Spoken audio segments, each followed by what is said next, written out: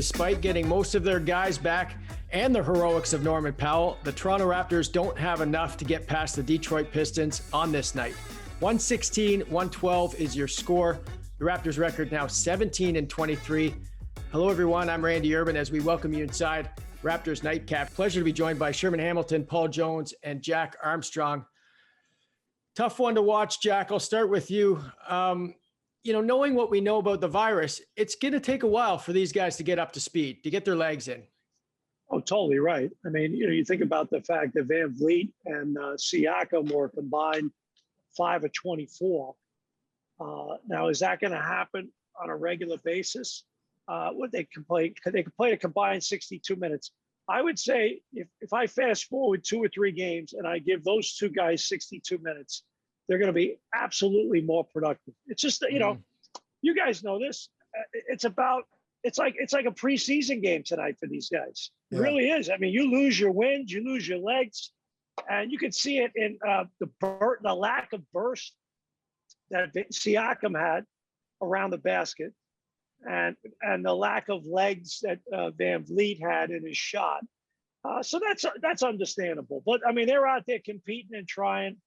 And, you got to give these guys minutes. It'll come. Jonesy, these are high performance athletes. And when you get to yourself conditioned to a point where you can play, 35, 40 minutes in an NBA game at the best league in the world with the best players in the world, and then you don't play for, 2 weeks, you don't even practice for 13 days or whatever it is. I mean, there's some danger there with coming back and reconditioning, right? And trying to go at the highest level. You're right, Randall. They're finely tuned. And you take 1 or 2 days off when you're at that level, it's difficult. Never mind taking, the time off that they have. And like you said, they haven't been able to get into the gym.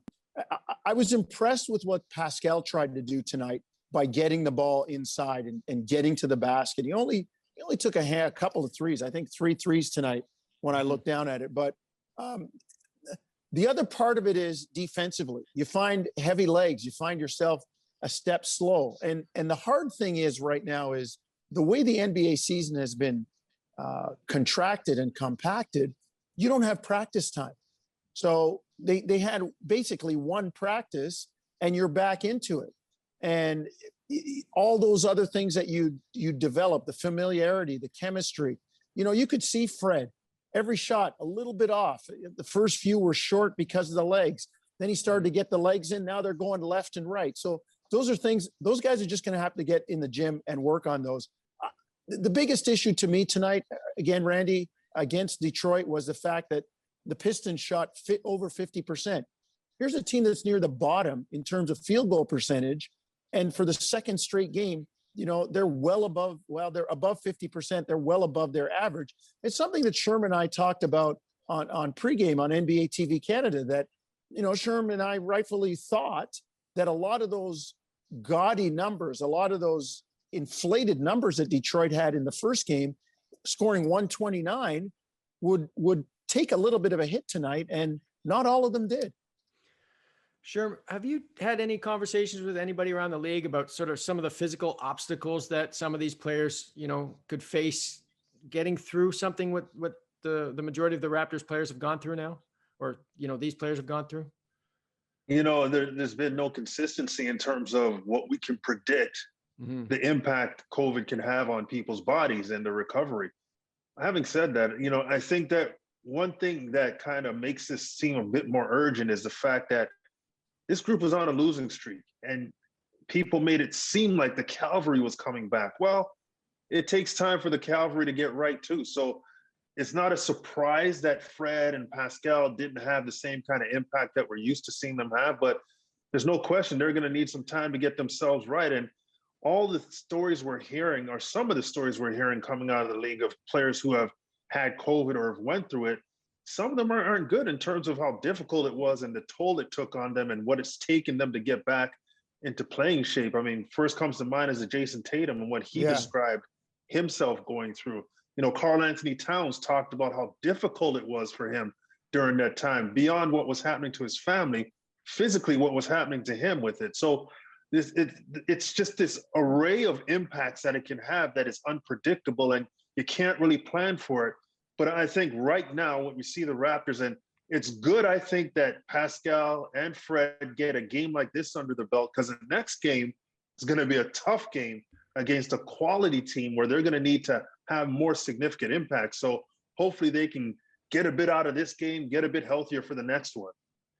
Jack, 37 points the Raptors give up in the first quarter. And I just thought a lot of what Detroit got tonight looked fairly easy and in rhythm.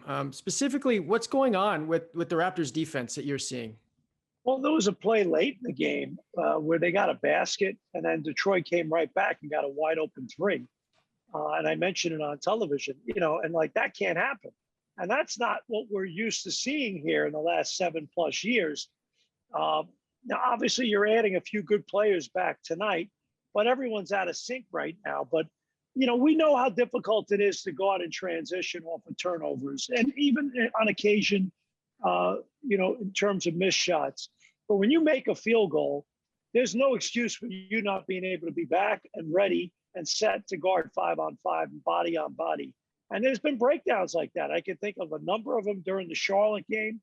There was some tonight. And I think that's something, plus the first quarter defense is a concern. Mm-hmm. We're talking about a lot of minutes that are being played by starters.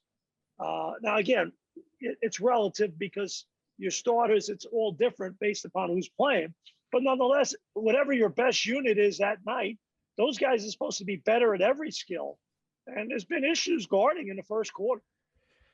And I will say this, guys. Yeah, go ahead. Sorry for jumping in, Ernst. The Raptors have to figure out somehow, some way to be a better defensive rebounding team. Yes. They really struggle under glass. And again, their defense is not as bad as it looks until they give up that rebound. Mm-hmm. Then the Detroit Pistons get that wide open look from the three-point line. As we all know, it's difficult to defend off the offensive rebound. And that's an area where I feel like some of that is in their control. A lot of that could be in their control. They've got to commit to it, because that's an area when they get stops, if they don't give up that second chance opportunity, they're more confident. They believe in themselves a bit more going down the other end. And tonight they gave up 13 offensive rebounds, but gave up 20 second chance points. That's demoralizing. Can I just think one little nugget? Just think about this. The Raptors allowed 51% field goal percentage for Detroit, and Detroit got 13 offensive rebounds. That means they missed 13 times. So think about, how poorly defensively, the effort was tonight. That's frustrating. Yeah, the other part of that too, just in terms of the defense, it seemed like in the first quarter, Detroit was coming downhill a lot. They get out and they'd be coming at Toronto, and Toronto's retreating. They're not meeting guys up high, making them go east-west. Now they're getting into the paint. They're pitching it out. They're throwing it around. I think the intensity and the awareness defensively, Dwayne Casey's the guy, when he was here, he talked about transition defense. He always said to us, to Sherman, to Jack and I, look at the first 3 steps. When you lose the ball and they turn around, are the first 3 steps those haul butt steps? Are you hauling tail back to defend? And if you're not doing that, then you're in a jog and you're running beside a guy, and you're not stopping the ball. And I saw a lot of that early, and now Detroit gets that feeling, well, hey, man, we get the ball. We're off to the races, baby. Let's run it. Let's push it. You've got to take some of that away. And then to Sherm's point, the rebounding disparity. The Raptors are last in the NBA in rebounding, but they've got to find a way. They did a good job in the last game, but it has to be something that's more consistent game in and game out. I like how you kept that as a family show there, Jonesy. I know what you wanted to say. I appreciate it. My children wait, sometimes. But when you have a nightcap, people are having a drink or two. Some right. Stuff should be said, right? You can. I think you could say that, but we'll keep it the way it was. Okay? You say it first. Is that one okay? My late father used to say, profanity is a crutch for the uneducated. Yeah, so when I swore, he used to say to me, what are you, dumb? Yeah. A better word than that? Okay. Yeah, my dad must think I'm so stupid then. Well, I'll tell you what, you hang out on the streets of Brooklyn, there are people that are like Shakespeare with profanity. Okay. Yeah. Jack. You didn't even think that foul okay. was flagrant today. I was gonna say though, guys like Chris Rock, I mean Eddie Murphy, Right? tell these guys that profanity know. doesn't pay. Yeah. And then Maestro's at it. And by the way, come on. You think I Rick just Mahorn? You think Rick Mahorn had my back tonight or not? Right? Yeah, Rick absolutely. Rick Mahorn saying, "Come on now, seriously, come Hey. on." I'm old enough to have your back. And everybody's whining. Everybody's whining. Come on already. You know what? I'm getting sick of you don't have to look at everything. It's right in front of you. You know, it's getting a little bit ridiculous. It's not that hard. It's not that hard. Real quick, guys. Norman Powell, obviously another massive game. Wow. He's really a top shooting guard in this league right now. No question. I mean, you know, a career high 43, 8 of 12 from 3. And we've talked about this before. The confidence, the conviction with which he is playing. It's like, you know what? I'm doing this and you can't stop me. I'm turning the corner. I'm coming off pin downs. I'm one dribble pull up. It doesn't matter if it's inside the arc, outside the arc. You can't impact me. And he's playing with that kind of confidence right now. I tell you what, 30 seconds. Bobby Webster and Masai Ujiri's phone must be ringing off the hook about that guy Sherman.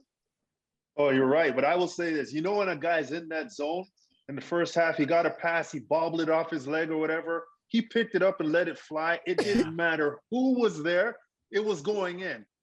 Norm's in that place right now. It's great to see. I mean, it's so fun to watch. He's up to over 19 points per game, just a shade over, and it's awesome. All right. I appreciate you guys joining us, and we're not divulging our ages just yet, maybe on the next show. But next up for the Raptors, Friday night. Well, Jack, you know, I'm with you on the. I don't even know what you meant by I'm that. 58 years old. People could do Wikipedia. They know our ages. Hey, All they I'm got not to do on is Google Wikipedia. us. I'm not on But people Wikipedia. could Google you. I'm sure they could Google you and find out your age. They could, I guess. I didn't think I was It's on only a Google, but number, I must- brother. It's only a number. It's only a number. I appreciate you guys doing this. Next game, what is it? Friday night, 8 p.m. against the Jazz. See you then.